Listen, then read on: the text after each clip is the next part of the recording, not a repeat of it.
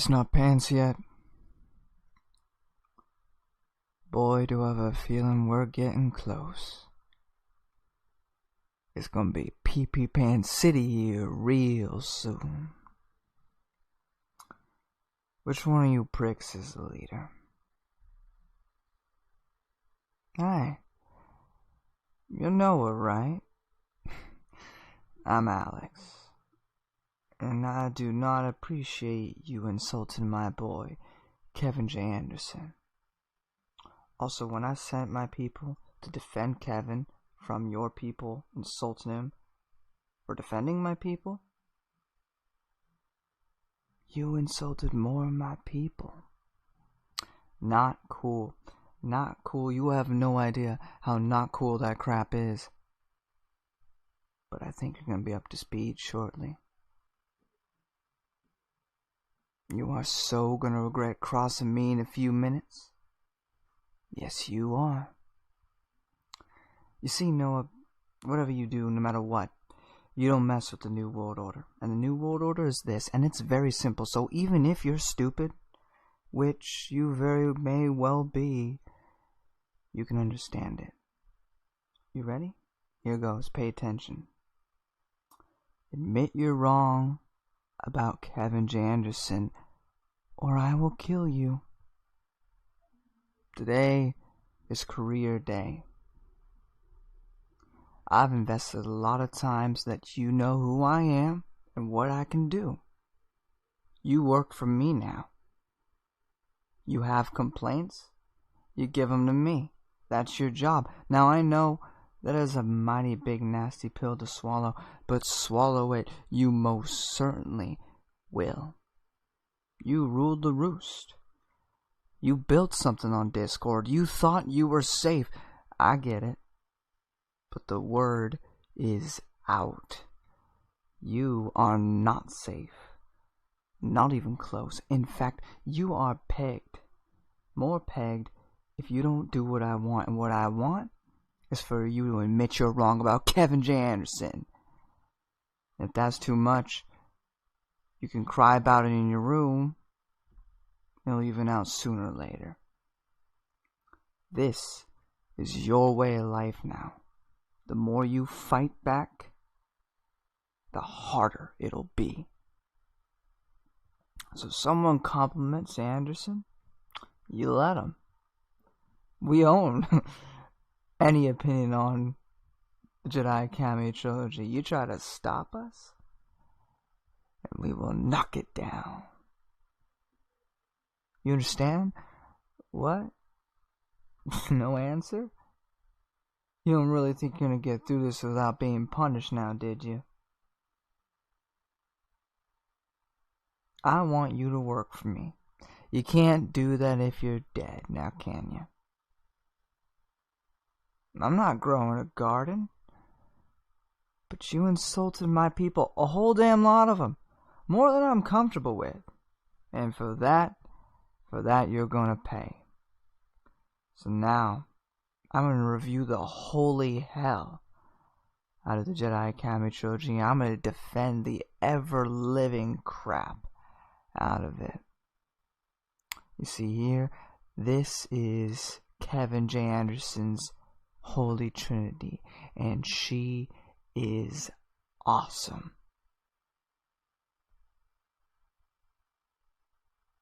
Sucks, don't it?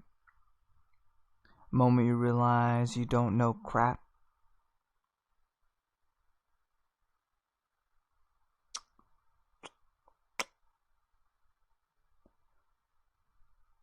Anybody moves, anybody says anything, throw Noah out of the entire EU community and feed it to his followers, and then we'll start. You can breathe. You can blink. You can cry. Hell, you're all gonna be doing that. And now, we begin the discussion about the Jedi Academy trilogy. Let's get to it. Hello everybody, and welcome back to the Star Wars Expanded universe narrated by Disney or Lucasfilm, whichever way you slice it. Legends. Hope you enjoyed that new intro, by the way.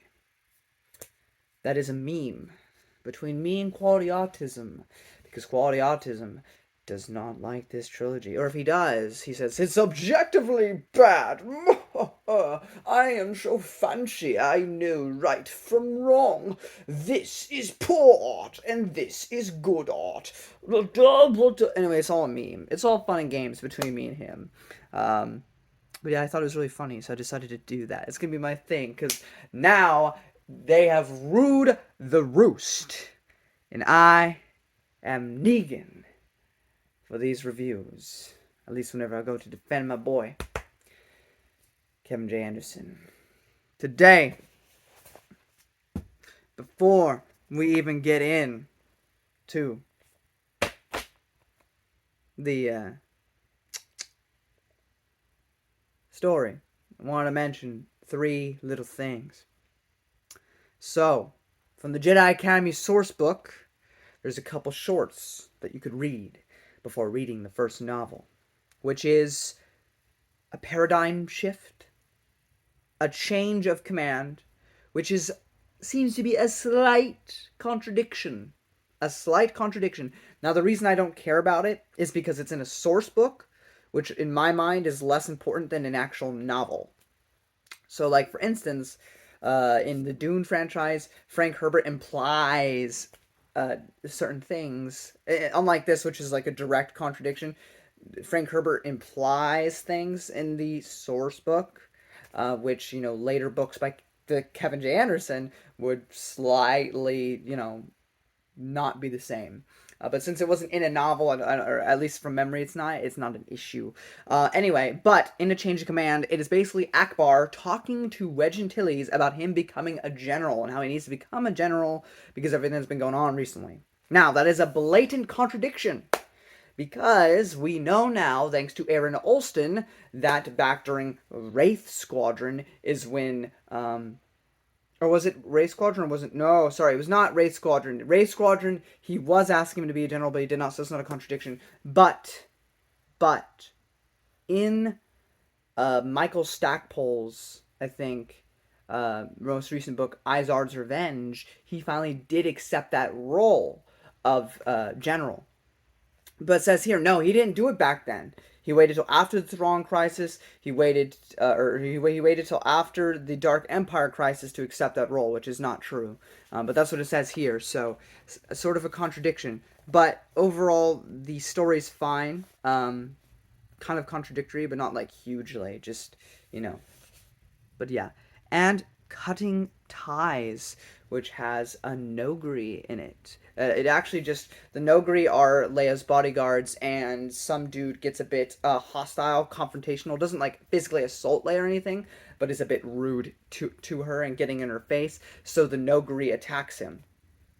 And so this is just kind of to explain why the Nogri who were established in the Thrawn trilogy aren't around during, I guess Dark Empire 2, but because this could have, I guess, happened whenever. But they're not around anymore. Because they went back to their home planet. She's like, thank you for everything you've done. I don't need you around, though. It's okay. Because it's hurting her political stuff. And then, of course, we have Reflections, which is another little short before the events of the Jedi Academy trilogy. Before we even get into the novel, have to start off every review now about the Jedi Academy trilogy by first highlighting Chad epic-based moments by Kevin J. Anderson. So, here are 3 that I picked out of this first book. There'll be more to come, I promise. Han relishing being a dad, base Kevin J. Anderson moment. Referencing Dark Empire because Zahn was too much of a titty to do so, another based moment. And lastly, for this book in particular anyway, Kip Duran. That's all I have to say. Based, zaced, best moment by Kevin J. Anderson. We are on to the first book of the Star Wars Jedi Academy trilogy by Kevin J. Anderson. Here we go. My Chad, the legend himself, Kevin J. Anderson. Love this boy. So, what did I think about this book? Oh my god, I loved it. Oh, did you think my opinion was going to change because Noah said it was bad, or because Josh said it was bad, or because... No, I reread it and I loved it. I loved it. It's so much fun, man. Like, it is so much fun, man. Like, you don't even know. Like, you don't know how much fun it is. Like, till you actually read it, man. Is it high literature? Is it the epitome of all writing in the galaxy? No. Is it fun? Hell, absolutely yes. This feels like Star Wars. Now, get this. Star Wars, hot take maybe, has never been this high art thing. Are there some good artistic and actually well done moments within Star Wars? Absolutely. Is it the pinnacle of storytelling? Absolutely not. And so, if we're going by the standard of the movies themselves, and this book fits really well. If you're like, oh, I need my books to be more sophisticated than the movies, better than them, then yeah, you might be a little disappointed. Is it the best thing the EU has to offer? No, but it's a hell of a ride. What is happening in this book, ladies and gentlemen? Well, Han is on a mission to Kessel because he used to be a smuggler, and he's on a diplomatic mission to open up ties with Kessel in order to use those spices and stuff. And it ends in a huge adventure of him getting captured because the person now in charge of Kessel is a former enemy slash frenemy slash associate of Han Solo. Meanwhile, Leia is dealing with, some political stuff going on, as she usually does, but also dealing with the fact that, because her kids are force sensitive, they are always at danger of being, kidnapped by, just the fact that they are Leia Organa's kids, and she's a very influential politician, so kidnapping kids would be a very advantageous thing for someone who wants to, cause some chaos. Or for dark side users that might want to use those kids, like Jorah Sabaoth did. So they thought it best to hide the kids until they're old enough, like, I guess they're 2 or 3 here. I think they're 2 heading toward 3 years old. On a secret planet with Winter until they are ready to formally come back. So this is Leia dealing with, truly being a mother in the sense of like the kids are just going to live with her now. Anakin's still off on the planet now until he's a bit older. She's also worrying about Han because he hasn't responded. I'll say the only thing that maybe Leia was just in denial, but like she's like, oh, he's probably off just having fun because he doesn't get to be a criminal anymore. Instead of assuming that he got kidnapped or was in trouble or something. But at the same time, she could have just been in denial, so it's not that big a deal to me. And then the other big plot point, which is obviously title of the book, Luke has finally decided now is the time to completely disband himself from the New Republic, except that he wants the New Republic's blessing to go and rebuild the Jedi Order. So he needs to find students, and he needs to find a location for his students to train in. He doesn't want to do it on Coruscant like the Old Republic did. He wants a different place, at least at this time, for him to train his students. But first he must find students. So he goes on a quest with Lando Calrissian to go and find some people. So they go and find Gantoris. They go and find an old man named Streen, which is fun. I really love the like unique things they do with these characters too. Like Streen will have more to do in the next 2 books, but I just like that it's like, oh, it's an old guy. You didn't think you would recruit an old guy, but there you go. There's Streen, and I think that's kind of cool. And Gantoris, well, things are gonna happen to him, but like he's an interesting guy. And then of course we have the best part of this entire book. Oh, sorry, because the best part of this entire book, which is that Han unknowingly actually finds probably one of the greatest force potential students for Luke, because down in the space mines of Kessel, a boy who was basically raised up in there, my boy Kip Durin is found by Han Solo, and they build this kind of friendship, this kind of like fatherly or like uncle type of friendship, which is just really great. And then they finally escape Kessel, Han, Kip, and Chewbacca. And they find themselves in the Maw installation. Now this is hugely important for a future series way down the line. Of course, that was not the idea back then, but it is a collection of like black holes in this cluster. And what's hiding in this cluster currently is Admiral Daala, because Admiral Daala has her secret base there. And because it's a secret base, she doesn't get really communication in or out from there. She has no idea that the Empire's been toppled for like 10 years, or for 7 years now. So all that's really cool and great. Admiral Dala here, to me, I know people say she's a really weak villain. I mean, she was fine here. I enjoyed her character enough. I think the only issue is that Kevin J. Anderson hypes her up to be like this great, super amazing Imperial, and she's average. But I mean, then again, if you read all of like the Marvel comics, you had a lot of retarded Imperials, and if we're counting Rebellion and Empire, there were some retarded people. So I mean, it's conceivable that she's just better than the average, but that's not saying much, because you only have a few Thrawns and a few Tarkins that are actually that competent, and then Pelion would be another one. But yeah, she was fine in here. I didn't hate her. I didn't love her. I think Admiral Dala should have become like a hero, which I guess she was kind of an anti-hero by the time of Fate of the Jedi, but sort of, not really. But I feel like that would have been the best direction for her character. I'm surprised they didn't go that route. But regardless, first book. Those are basically the three plots. It's setting up a lot for what's going to come in the next two books. But I thoroughly enjoyed this one. I don't have any issues with it. As I said, I don't do rankings. I don't do ABCs and all that crap. I do a net positive or net negative. There are some negatives in here. Kevin J. Anderson's writing, as it's been in Dune, as it's been in other things, he's very simple. Like it reads a bit more easily like a young adult novel. Like, this guy is not sophisticated with his writing. Like, he's very bare bones, very on the nose, very face front and forward with everything that he's talking about. But I don't mind that. I mean, it makes it easier to read. Maybe that means that I'm retarded, sure. I mean, I like a good novel that's like really in depth and got big words and all that stuff, but I don't need a James Luceno Sathoris that he uses a lot of the time, where he just like has like these insane words that you've never even learned in school, but you have to go on Google just to understand what the hell you just read, because it's a big giant butt word that, you know, and I know big words. I read a lot of books, but like, there are some words that James Luceno uses that you're just like, oh my god, dude, like, why? Just to flex your freaking knowledge of words, I guess.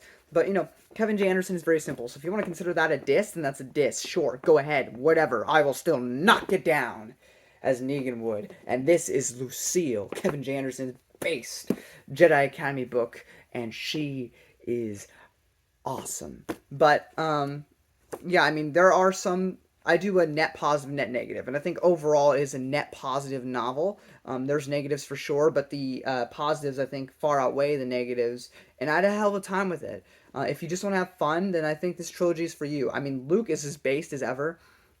I love how Luke, because the events of Dark Empire that are referenced in this book, that he fears actually creating this new order. And it even gets mentioned by Garba Elbis, like, how can you promise us that there won't be other Vaders? And he's like, I can't. I can only do the best I can. But that's one of Luke's greatest fears, is either becoming his father or creating his father in others. And I love that about this first book, and it will be dived more into in the next book. But I think this was a great start to the trilogy. The other real issue is the blob races are they're useless. It doesn't add anything. There's this whole section where they have a blob race. I mean, it went by pretty fast for me. It was pretty fun to me, but it was pointless. It doesn't really add anything. I mean, Lando makes some money out of it, but I mean, he can make money from anything, so it doesn't really matter. But you know, that was probably, if you have to dig for insults for this book, then that's it. It's a pointless scene. But you know what else is a pointless scene? The trash compactor scene from episode 4, but I don't hear you complaining about it. Because look at this. They could have gone down the chute and escaped to do the next thing fine. It would have been seamless. But they added in, you know, this whole monster in the trash for some reason, because the Empire just allows that for some reason, or they don't know about it, or whatever. But, you know, it was like this tense scene. Are they gonna die? Oh no! But you could cut that out of the movie, and you would lose nothing of the main story. Nothing. Zip nada. The story would be absolutely the same. And if you argue against that, then you're ignorant. You're false. You're a false prophet. And you know I'm right. You know you're wrong. You know I'm right. You're being a hypocrite. That being said, I enjoyed the trash compactor scene in episode 4, as I enjoyed the blob race scene here, both of which are equally pointless. And then episode 5, literally everything with the frickin' little worm thing on the moon, that just added some tension. But did you need that? No, they could have just been hiding on the moon for the bit. until they could escape the Imperials. But that's not what happened because they wanted to add something suspenseful. But it adds nothing to the overall story. Do I need to mention the Ewoks in episode 6 and all their antics? Did we need that to understand the main story? No, but it was fun, so we enjoyed it. Shut your damn mouth about this book. I think I've made my case. I'm just being based right now, explaining the great baseness that is Kevin J. Anderson and why all the haters are absolutely wrong and stupid. I'm just kidding. This is all meme, okay? If you dislike the book, it's completely fair. It's part of the meme, okay? Don't think I'm being serious. You're not stupid. Let's be genuine here for a second. If there are issues with the book, if you dislike it, I understand. That being said, I had a hell of a time with it, okay? No memes, just me right now. I had a good time with it. If you dislike it, I understand. I would like to understand why. You can explain to me more in the comment section. It's completely cool. You're not an idiot. It's just a meme, okay? Genuineness done. Just want to make sure that was clear, okay? We're golden. All right? Thank you. All right. Something I want to mention, slight spoiler. It's not going to ruin the story for you. I do want to say, though, that to locate Jedi, Luke uses a non-force device, not a holocron or anything, to locate Jedi. Suck it, prequel haters. This is very important, because this existed in the 90s, before the prequels even came out. Now, listen to me. There is a device. It's not specified what it is, but it is a device that Force users and non-Force users can use to find out if you have Force potential. All midichlorians do is explain why that makes sense. Because that makes zero sense. It's, again, if it was a Force-sensitive device, only you can make the argument that's why. But it's not. It's a non-Force-sensitive device in this book. How in the world can a normal technological device determine Force sensitivity? Unless humans, species, whatever, have midichlorians within them to determine such a thing. I'm right, you're wrong, get over it. Sorry, again. It's not stupid. It doesn't ruin the mystery. You just like to hate. Again, I'm being Negan. Relax. It's just my more Noah-y persona, okay? I love you all. It's okay to disagree with me, even if you're wrong. Kip Duran, again, just want to mention. Oh, I love him. Q-Zux is a person. I mean, I think she has more to do in other books, but she's just kind of there. She has a quirky personality. It's fine. Now, that would be a contradiction, but we have the Death Star novel that kind of explains everything. So if you want to know how everything works, how there can be a Death Star being planned by the Geonosians in Episode 2, how Q-Zux can be doing stuff here, how other people can be doing stuff elsewhere, read the Death Star novel. It really helps. And then the Sun Crusher. Super weapon! We don't get to see much of it here. It's just talked about. But yeah, I mean, there's a super weapon, and it's possibly more powerful than the Death Star, or on par. I mean, I get why people be annoyed by it, but I don't care. It's Star Wars. Star Wars has super weapons, and Palpatine would have a couple. And don't worry, because our heroes will destroy each and every one that could have helped them against the Vong, so that way when we get to New Jedi Order, there will be no super weapons except for Centerpoint Station left. So, yeah. But anyway, that is pretty much it, guys. I don't want to get too much into spoilers. Can the book drag on some places a little bit? But, I mean, I think the writing is so, like, quick-paced and fun that it didn't really ever bother me. It might be more noticeable in the other two books. We'll see when I reread them. But yeah, overall, I thought this was solid. I enjoyed it a ton. It definitely is a controversial book among fans. Some people really dislike it. Some people are okay with it. Some people really love it. I'm in the really love it camp. And yeah, solid, based Kevin J. Anderson book. Can't wait to review the next one. Till next time, guys, may the Force be with you.